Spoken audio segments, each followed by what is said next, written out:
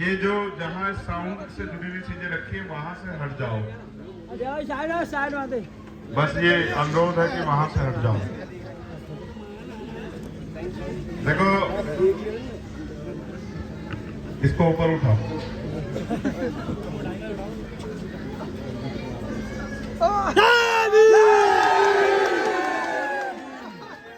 ये रंजीत है, आपका अपना बच्चा, आपका अपना बेटा, आपका अपना भाई।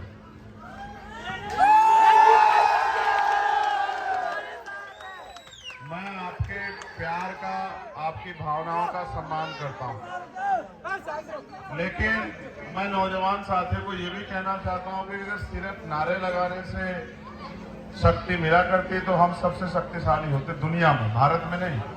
क्योंकि हमारे लोग बाबा साहब अम्बेडकर के सबसे ज्यादा नारे लगाते हैं नहीं लगाते हैं, लेकिन राजनीतिक हैसियत तो हमारी सबसे ज्यादा कमजोर है।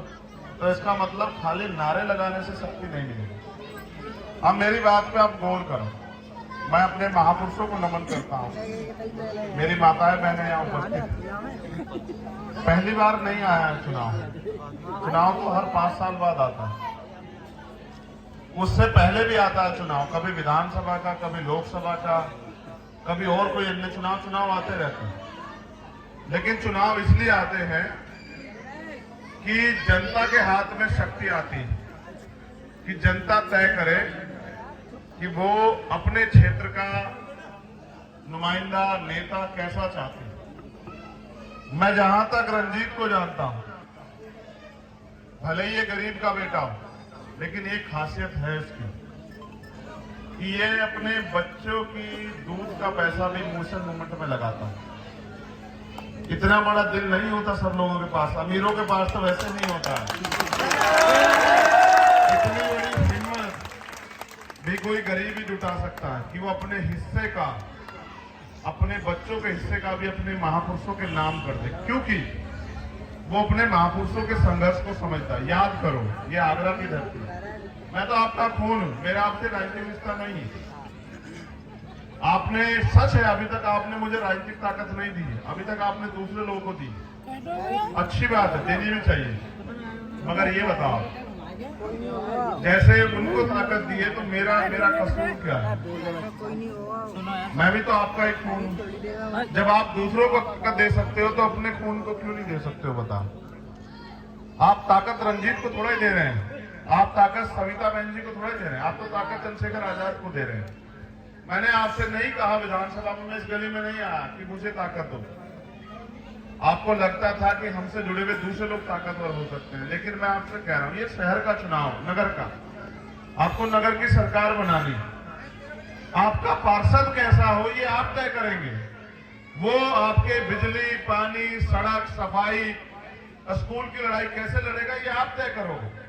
मगर बाबा साहब अम्बेडकर ने जब वोट का अधिकार हमें दिया तो ये थोड़ा ही कहा कि सिर्फ अमीर के बच्चे आगे बढ़ेंगे या पैसे वाले लोग ही राज करेंगे।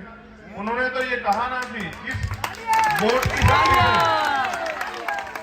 उन्होंने तो कहा ये बात जब उन्होंने वोट का अधिकार हमें दिला, कहा आज मैंने रानी का पेट चीर दिया है, आज के बाद राजा आपकी वोट से तैयार होगा।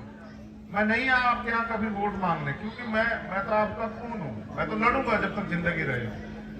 लेकिन मेरा यह मानना है, जो आदमी अपनी मेहनत की कमाई से भी समाज के लिए योगदान करे, अगर उस आदमी को अवसर मिलेगा तो वो आपके लिए नहीं काम करके दिखाएगा। मैं बताऊं,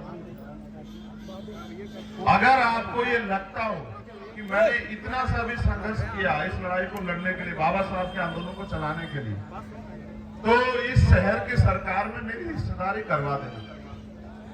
अपने वार्ड से 4 तारीख को केतली का बटन दबा देना पार्षद पे।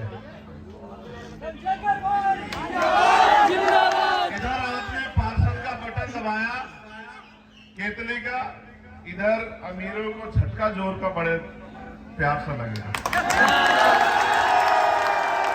उनको लगता है कि गरीब कीड़े मकोड़े हैं और ये इनको रोजी रोटी सम्मान मिले ना मिले कोई फर्क नहीं पड़ता। मगर मेरा ऐसा मानना है कि बाबा साहब ने संविधान को लागू कराने के साथ ये सपना देखा था कि इस देश में व्यापक सामाजिक, आर्थिक, राजनीतिक गैर बराबरी खत्म हो जाएगी। आज तक भी नहीं खत्म हो पाई। इसलिए वो गैर बराबरी खत्म हो, उनका अधूरा सपना पूरा हो, तो उनके बच्चों को कुछ ना कुछ कुर्बानी देनी पड़ेगी।